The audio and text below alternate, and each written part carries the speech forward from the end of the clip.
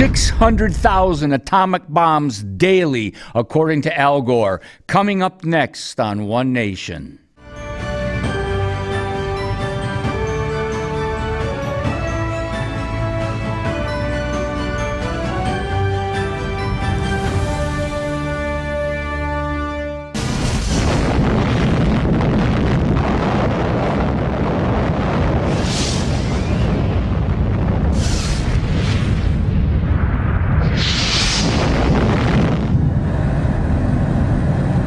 That was the explosion of the atomic bomb over Hiroshima, Japan, 1945. Bomb dropped. My dad, G.I. Joe Jacobs, came home.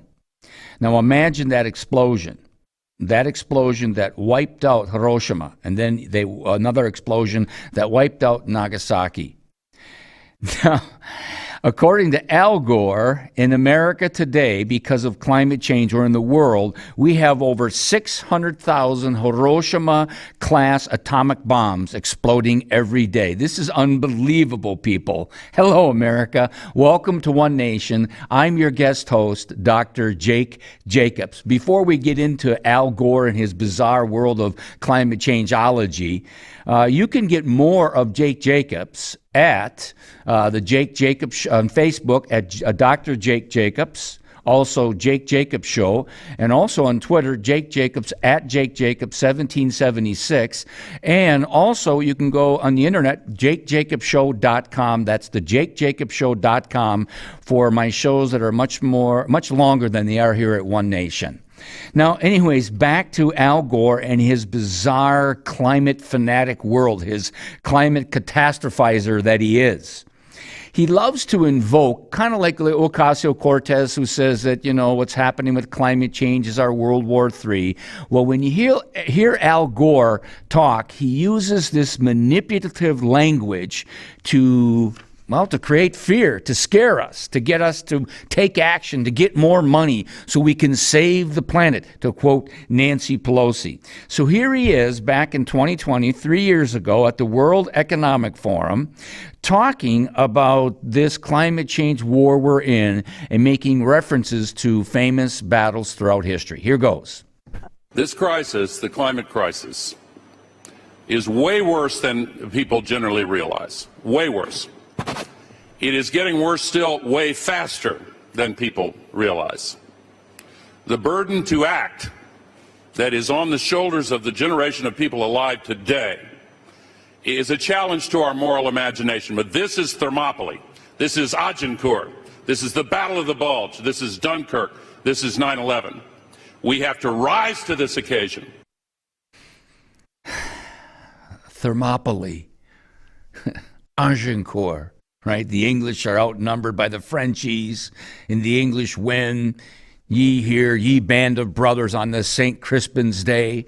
And then the Battle of the Bulge, December of 1944. General Patton, old blood and guts, beating the National Socialist Nazis. Dunkirk, 250,000, over 300,000 French and British troops surrounded by the Nazis, and then escaped to go back to England to fight another day. There he is invoking these famous battles throughout world history. Because don't you know that right now, because of CO2 and the horrible fossil fuels, we have got to join together to save the planet. This guy absolutely, he just spoke a little while ago at Davos, Switzerland, where the highfalutin, elitist, these multi-millionaire, billionaire types jet setting into Davos, Switzerland at the World Economic Forum, discussing their infamous or evil Great Reset, where they all gather together so they can talk about saving the planet. Well, Al Gore is going on this long diatribe, and he is saying that cheap and abundant oil and natural gas, it has to go. God forbid that the poor people of Asia, the poor people of Latin America, the poor people of Africa actually have cheap, abundant gas, cheap, abundant oil, so they can flourish and prosper. Oh, no, that's bad for the planet. So that's got to go. And then he started yakking about the Inflation Reduction Act. He said, it was primarily a Save the Planet Act. And he says, they say that they spent about $369 billion. And he goes, oh, no. It was much more. It was more like $400 to $500 billion full of solar and wind subsidies and tax credits. And he said, we need much, much more money. It's all about money, all about power. It's all about creating this fearful, warmongering, apocalyptic, doom and gloom, agenda, so they can get these politicians to get more of our hard-earned cash or print it and spend it and borrow it so we can theoretically save the planet. So here he was just a few days ago at Davos, Switzerland, wining and dining and eating meat, right? The evil meat that's causing climate change in the world. And he says we're failing badly, and you've got to hear his absolute bizarre language manipulation to create fear.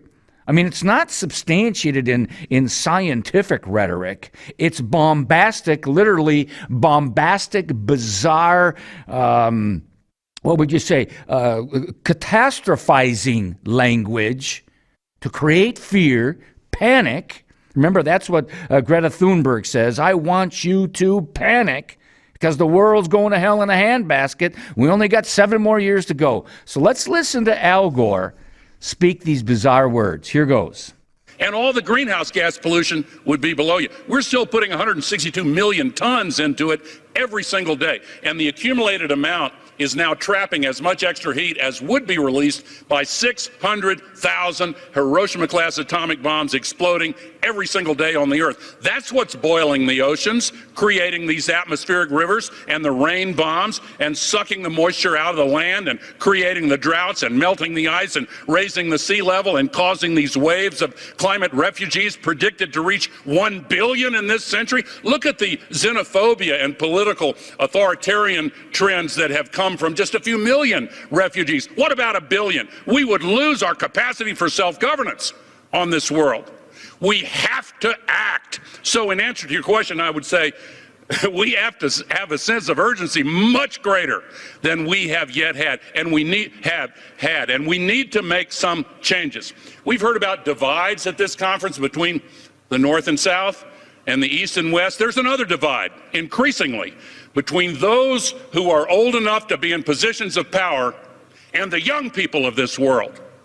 Greta Thunberg was just arrested in Germany. I agree with her efforts to stop that coal mine in Germany.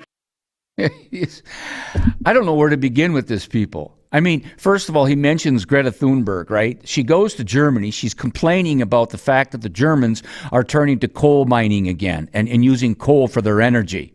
And President Trump literally warned Germany and says, you're hyper dependent upon Russian oil. It's going to catch up with you. And you've gone anti-nuclear. That's Angela Merkel, right? They went anti-nuclear big time. They depleted their abilities to have sustaining energy to heat their homes and to actually manufacture their goods. So they were over-dependent upon Putin's oil. So they're turning to coal, and they're actually expanding in coal. And, of course, Greta Thunberg is freaking out about that because the world's going to hell in a handbasket. So she goes there. But if you watch the film on that, it's all choreographed. The whole thing is choreographed with a smirk on her face. She knows exactly what she's doing. And it's that, did you hear the language of Al Gore? It's rain bombs and boiling the oceans. We're sitting up here in Wisconsin freezing our tuckuses off, and the boiling oceans. It's like Al Gore needs to read the book Weather for Dummies. That fool has never even bothered to learn the basics.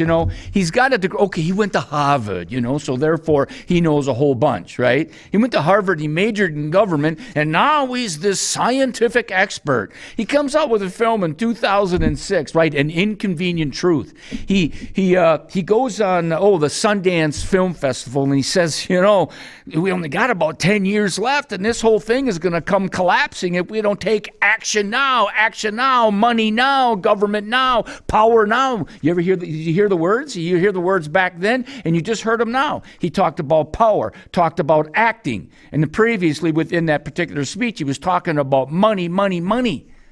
That's what this is all about.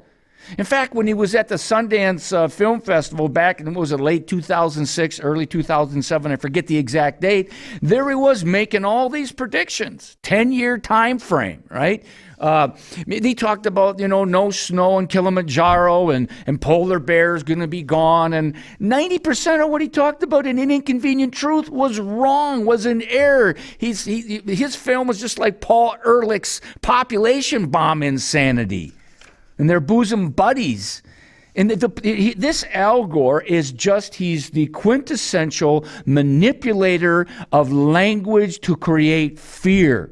And within that fear is to cause people to have their representatives act. And the acting is political power based upon money taken from you and taken from me. And or printed or borrowed and spending money we don't have, creating inflation. But we got to save the planet. I mean, you guys just remember last September there was Nancy Pelosi when they passed the so-called, the Orwellian phrased Inflation Reduction Act, right? And she is literally saying, I quote her, "We save the planet. We are saving the planet." I mean, the hubris, the arrogance.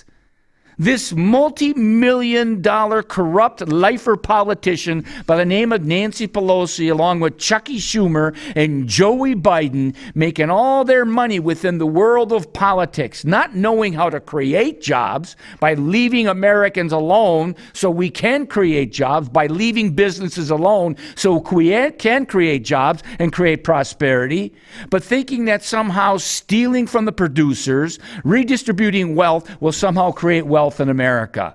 Their form of socialism, progressivism, is destructive by its very nature. And there they are. I mean, Al Gore even said it was more than $369 billion. When I come along in previous shows and say, people, this thing could be more like $1 trillion. Oh, you're wrong. He even said it was at least $500 billion. I mean, he let the cat out of the bag by saying we spent a lot. We're saving the planet, but we got to spend a hell of a lot more. Well, you know what? It's interesting. John Kerry, right? Former Secretary of State. This man who during the Vietnam War was anti-Vietnam War, anti-America, you see the image behind me of the raising of the flag at Iwo Jima? He published a book with the flag upside down, and he tried to hide that book when he ran for president in 2004.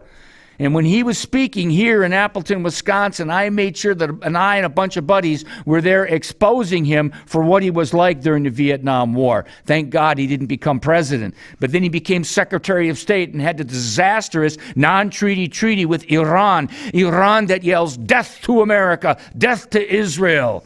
They would just as soon wipe Israel off the face of the map and finish the job of Adolf Hitler. And it's John Kerry was the one negotiating.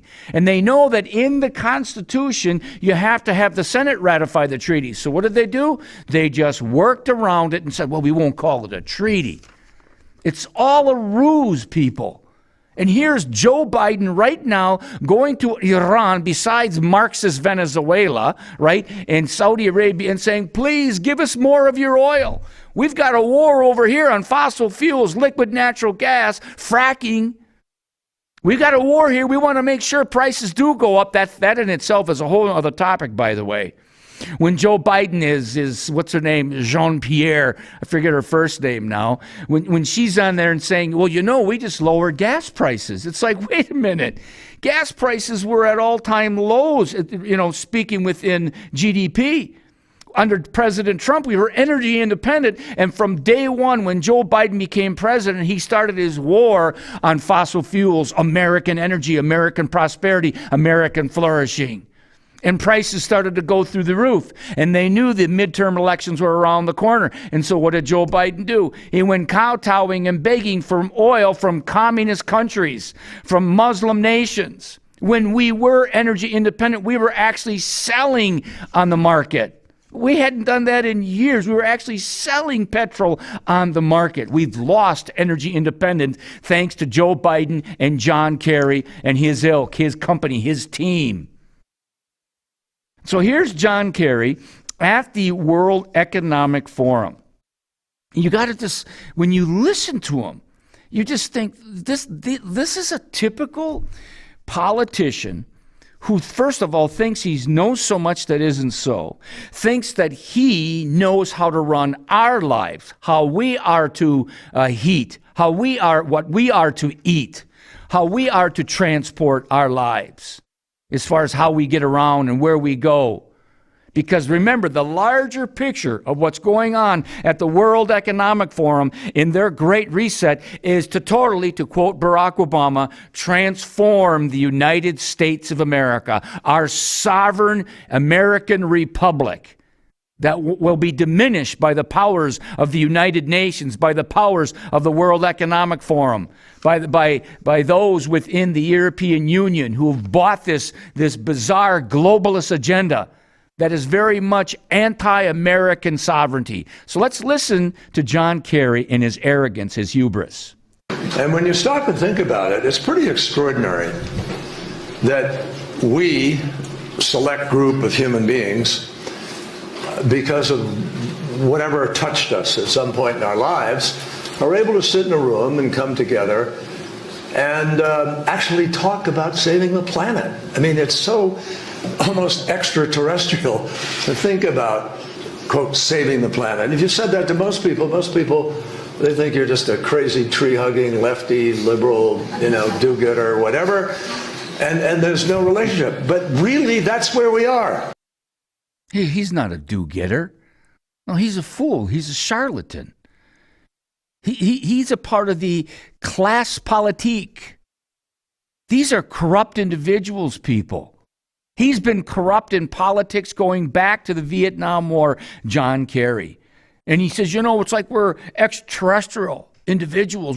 This special select group. It's kind of like during the French Revolution, when Robespierre and Danton and all those French revolutionary, the antecedents to Marxism. We are this special group in this committee of public safety, and we're going to transform France. We're going to destroy Christianity. We're going to transform humanity. We're going to transform the calendar. We're going to transform the workforce. That's what these guys are all about. I mean, we've had previous programs about the Great Reset and the World Economic Forum, and here's this czar, this energy czar, John Kerry, and saying, it's like we're extraterrestrial beings. Can't even say that word, right? It's like this guy's a Martian. We are from Mars and we've come to save planet Earth because humanoid, Homo sapien, he is destroying the planet. People, these are the nut jobs we're dealing with, these catastrophizers, these climate cultists. And it behooves us to be aware of what they're doing, because you may say, and we may say, well, you know what? We're living our lives, raising our families. Who cares what they do? I care, and you should care, because what they're doing is getting the money and the power to rearrange the world, change the world, transform the world, and not for the better, people. They're lying to us. This is not for the better. Listen to what John Kerry says. It's a short little clip, but listen to what he says about money. Here goes.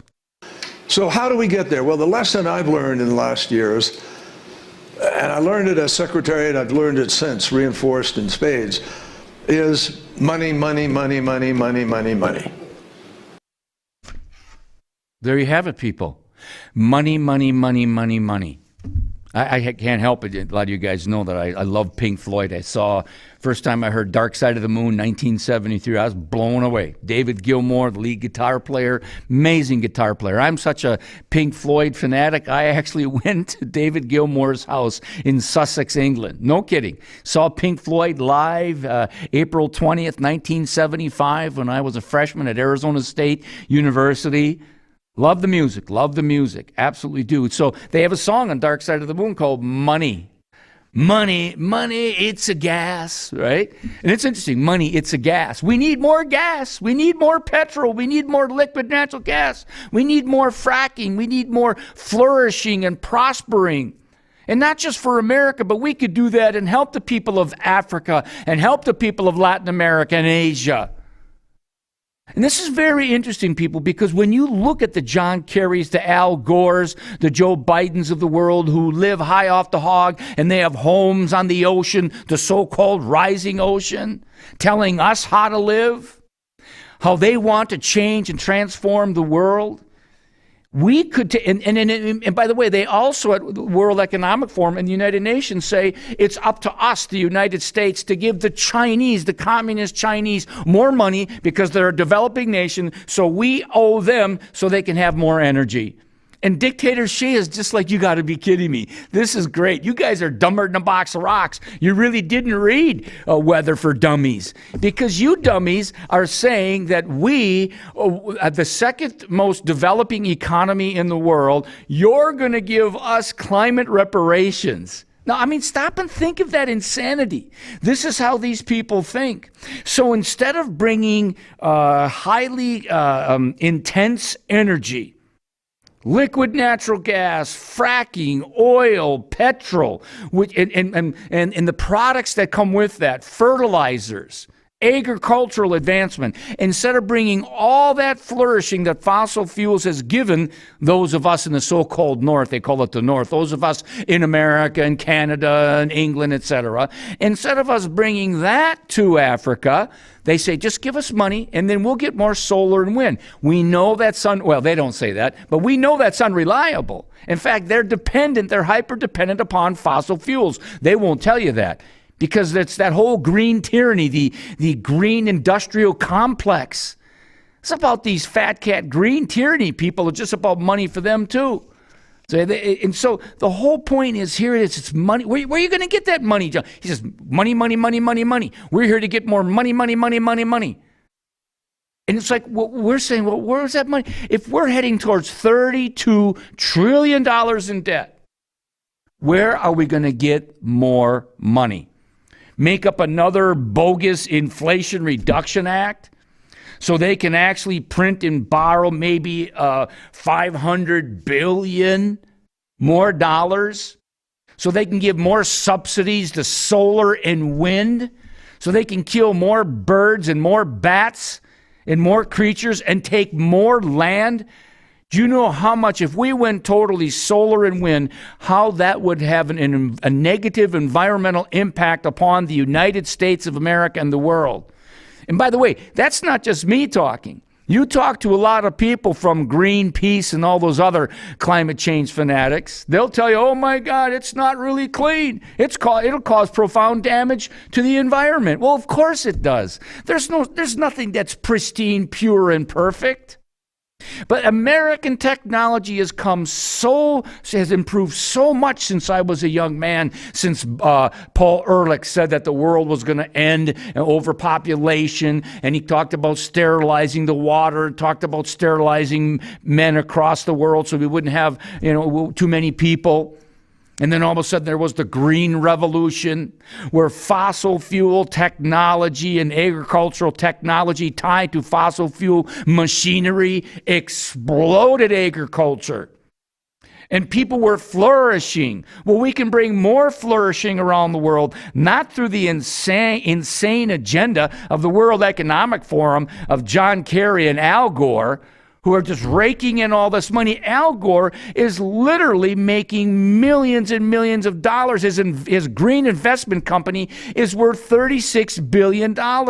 He's laughing all the way to the bank, buying his multi-million-dollar home in California, probably smoking a cigar with Bill Gates. Bill Gates' home is right there in Del Mar, California. It's right on the ocean.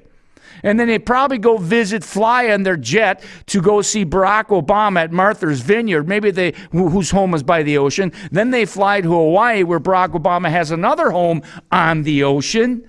This is why we're sitting here watching this bizarre Twilight Zone Orwellian world of lies and deception.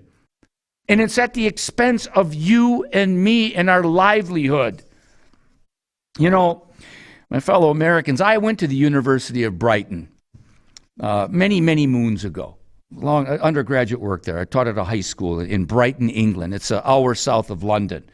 I actually had the honor of receiving my PhD in London many years ago. Was at the Anglican Church House, where Winston Churchill, actually, when the National Socialists, the Nazis, were bombing London, they moved Parliament from the Parliament building across the street at the Anglican Church House.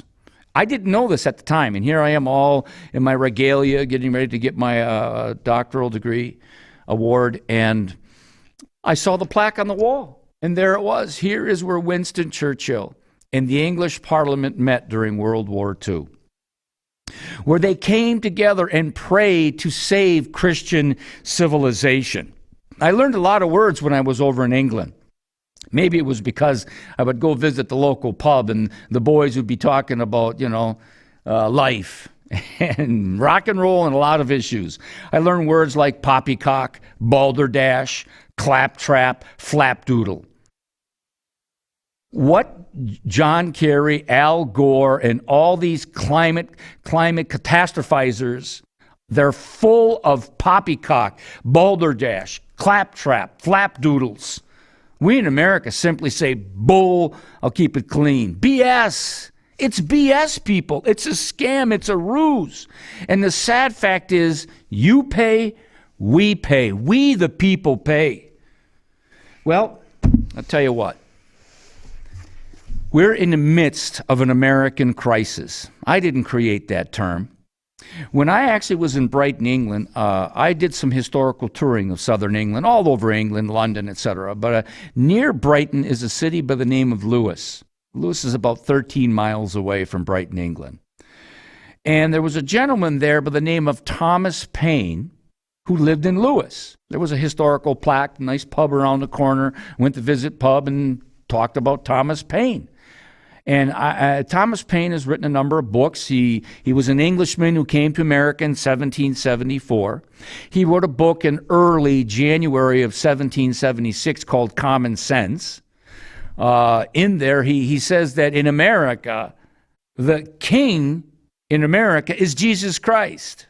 Okay, he literally did say that. I remember one time debating an atheist about this, and he says, that's a lie, that's not true, and happened to have Thomas Paine's book, Common Sense, with me. Well, here's a copy right here. Well, a number of his writings. And sure enough, I pointed out where he says in America, it's not King George. In America, it's King Jesus. Now, by the way, later on, Thomas Paine, who ended up being involved, went over to the French Revolution, ended up becoming a deist, an anti-Christian. In fact, it was so bad when he came back to America, there were only 6 people at his funeral.